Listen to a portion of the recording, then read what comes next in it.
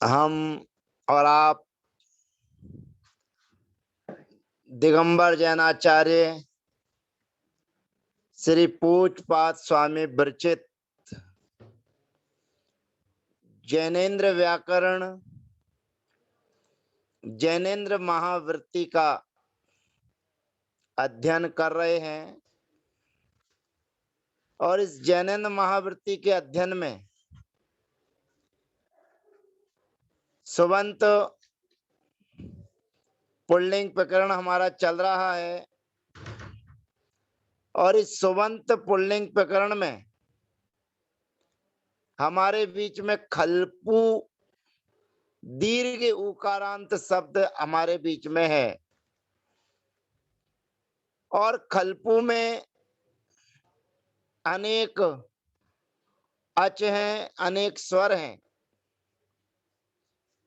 और खल उपपद है, लू धातु है। अब हमारी इसकी प्रक्रिया जो स्वर वाली विभक्तियां आती हैं उनमें हमें निर्णय करना है, क्योंकि एक सूत्र हमारे पास में इष्णु धू भ्रवाम यवो रचि युवौ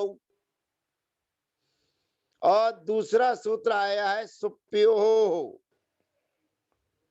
इन दोनों सूत्रों का अंतर हमें समझना है। जो सूत्र हमारे बैठा हुआ है सुप्यो,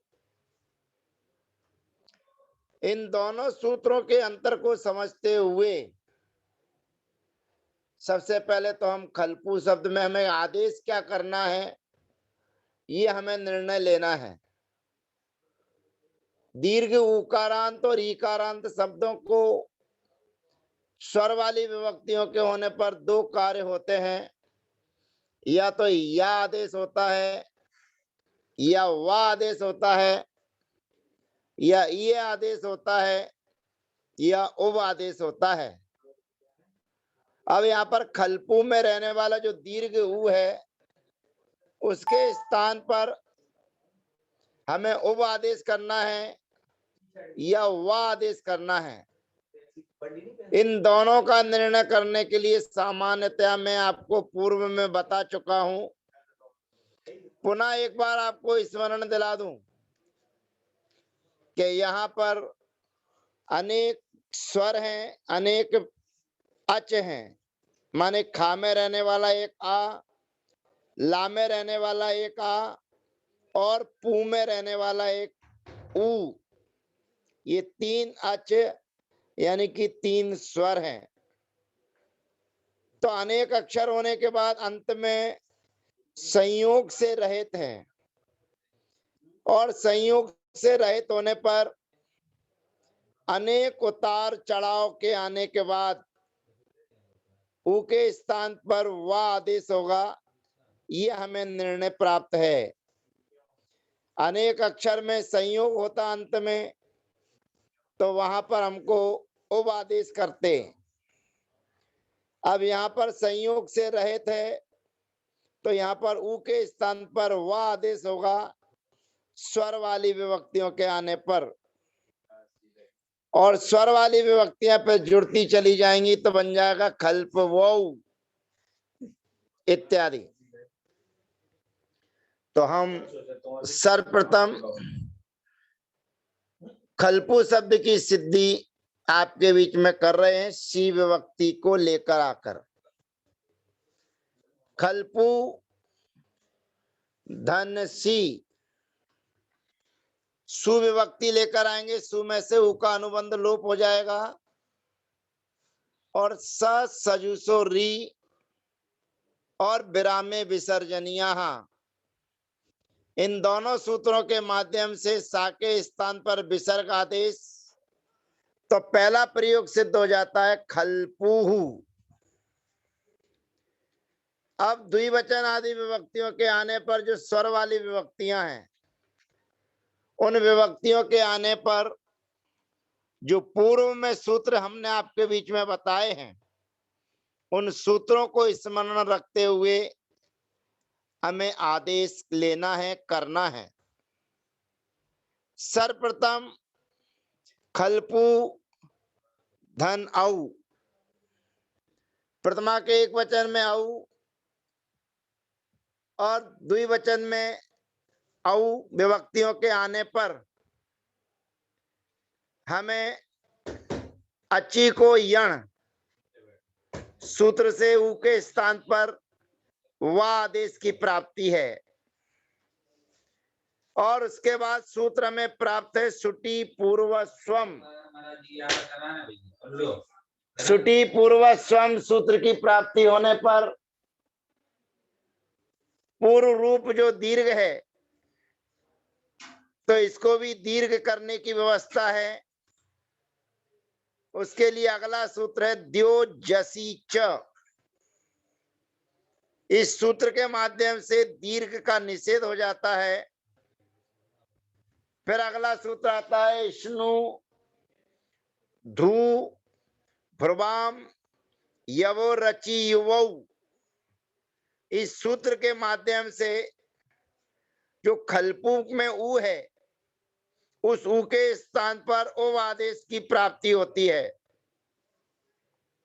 परंतु अगला सूत्र हमारे बीच में है सुप्यो। ये सुप्यो सूत्र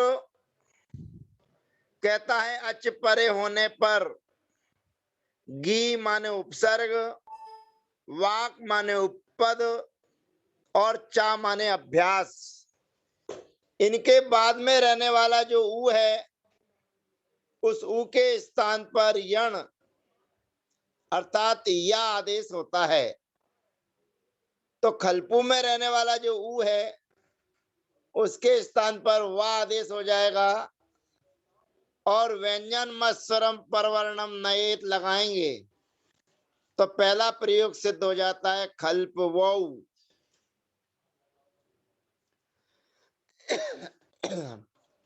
अब जस आदि विभक्तियों के आने पर यही प्रक्रिया हमारे बीच में है। खलपू धन जस योनुबंधो प्रयोगी से जाका अनुबंध लोप अस बचेगा। सर्वप्रथम अची को यण सूत्र से ऊ के स्थान पर वा आदेश की प्राप्ति। यद्यपि हमें करना ही वा आदेश है लेकिन हमें सीधे रास्ते पर ना चल के जो बीच में रुकावटें आने वाली थी, जो हमें अवरुद्ध मार्ग समझ में आ रहे थे, उन मार्गों को यहाँ पर स्मरण करते हुए हमें ऊ के स्थान पर वा आदेश करना है, पर उसके लिए सूत्र का प्रयोग करना है सुप्यो हो। तो अची को यण सूत्र से ऊ के स्थान पर वा यण की प्राप्ति है और सुटी पूर्व स्वम यह सूत्र कहता है कि सुट आदि विभक्तियों के होने पर उसको दीर्घ रूप आदेश होता है।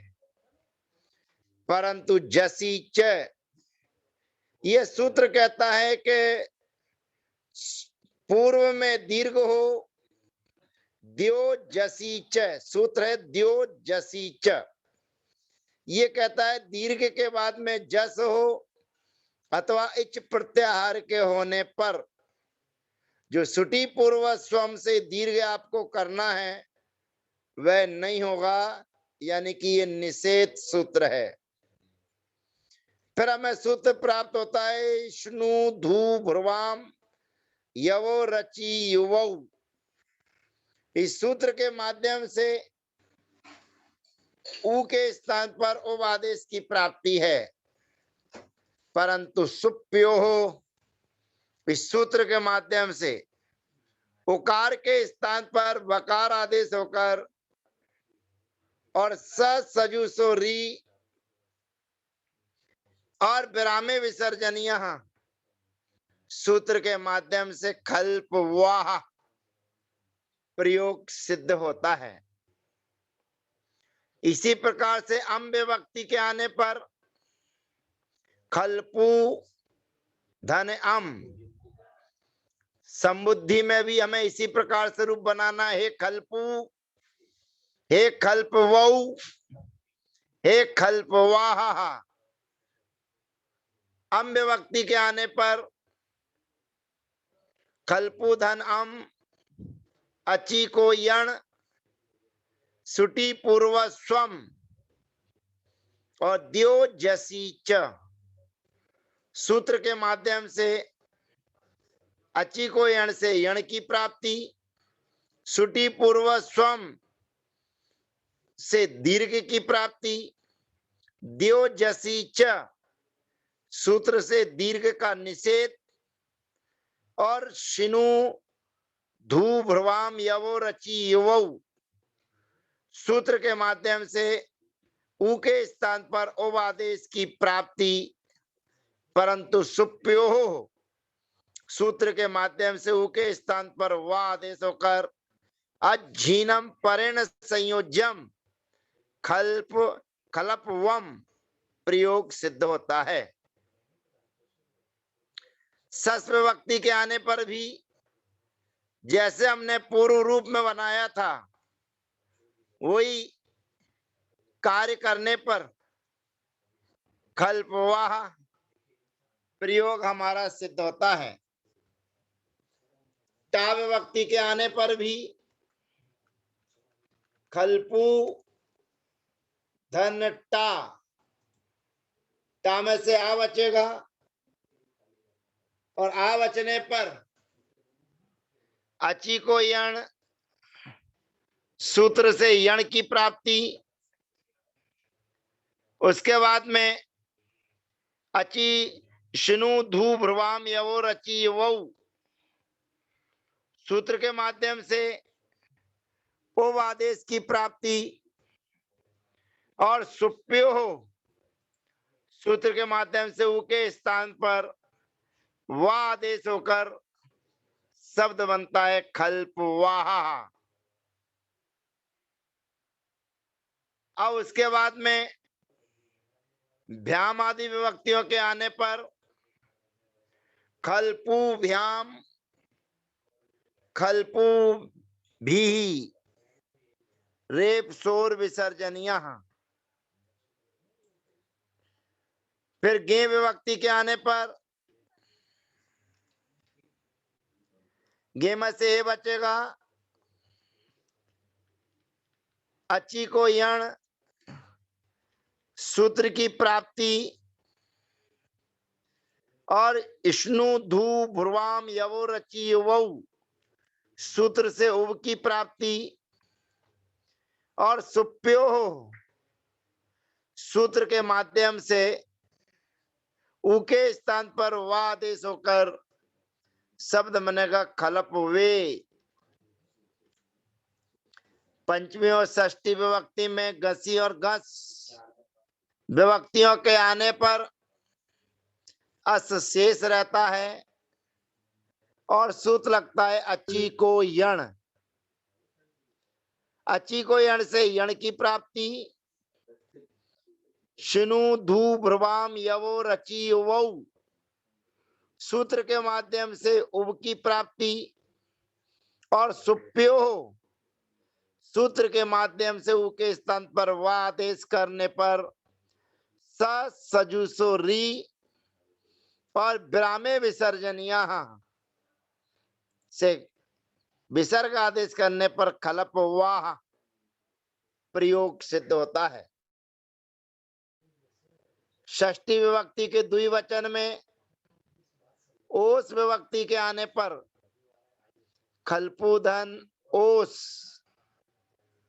अब यहाँ पर अची को यण, सूत्र से यण की प्राप्ति, इष्णु धू भ्रुवाम यवो रचि युवौ सूत्र के माध्यम से ओव आदेश की प्राप्ति, और सुप्यो सूत्र से ऊ के स्थान पर व आदेश की प्राप्ति, व आदेश कर स सजुसो रीहि, और विरामे विसर्जनिया सूत्र के माध्यम से विसर्ग आदेश होकर खलप वो प्रयोग सिद्ध होता है।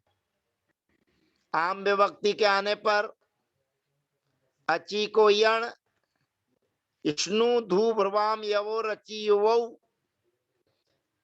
से ओव आदेश की प्राप्ति, परंतु सुप्यो सूत्र से ऊ के स्थान पर वा आदेश होकर खलप वाम प्रयोग सिद्ध होता है।